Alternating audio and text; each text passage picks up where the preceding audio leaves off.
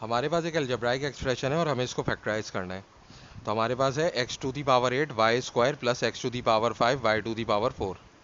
तो देखें, जब हमारे पास इस तरह की कोई एक्सप्रेशन है जिसके अंदर दो टर्म्स हैं, तो हम सबसे पहले H C F find out करेंगे। तो एच सी एफ कैसे फाइंड आउट करते हैं कि जो वेरिएबल्स हैं उनकी स्मॉलेस्ट पावर हम लेंगे, यानी कि एक्स की पावर यहाँ पे 8 है और यहाँ पे एक्स की पावर 5 है, तो हम एक्स की पावर 5 ले लेंगे, यानी कि छोटी पावर ले लेंगे। इसी तरह यहाँ y की पावर 2 है और यहाँ y की पावर 4 है, तो हम y की पावर 2 को कॉमन ले लेंगे। तो सबसे पहले हमें कॉमन क्या लेना होता है, एच सी एफ को हमको कॉमन लेना होता है, या ये कह लेंगे जो दो टर्म्स हैं हमने इसका H C F find out कर लिया।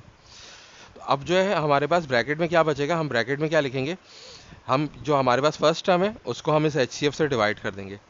यानी कि अगर हम x की पावर 8 और y की पावर 2 को डिवाइड करें x की पावर 5 और y स्क्वायर से, तो देखें वाई स्क्वायर और वाई स्क्वायर कैंसिल हो जाएगा।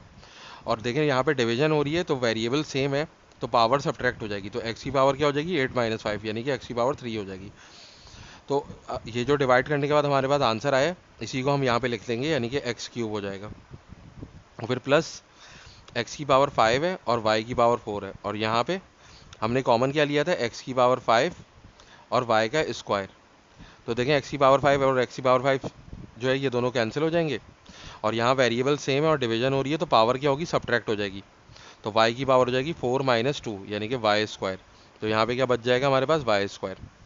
तो इस तरीके से हम इस तरह की एक्सप्रेशन को फैक्टराइज करते हैं कि हमें पहले दोनों टर्म्स में से कॉमन लेना होता है, और कॉमन हम क्या लेते हैं, जो हाईएस्ट कॉमन फैक्टर होता है उसी को हम कॉमन लेते हैं।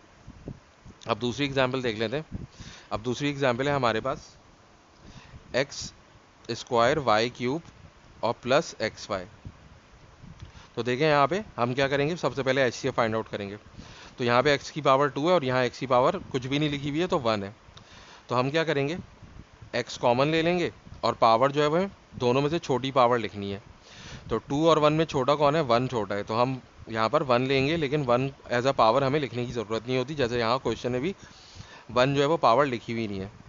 तो ये हमने x कॉमन ले लिया। इसी तरह वाई क्यूब और y में क्या कॉमन हो जाएगा, y कॉमन हो जाएगा, क्योंकि y में जो है वो छोटी पावर क्या है, यहाँ पे पावर 3 है और यहाँ पे पावर कुछ नहीं लिखी हुई है, तो y की पावर 1 है, तो हम y की पावर 1 को कॉमन ले लेंगे।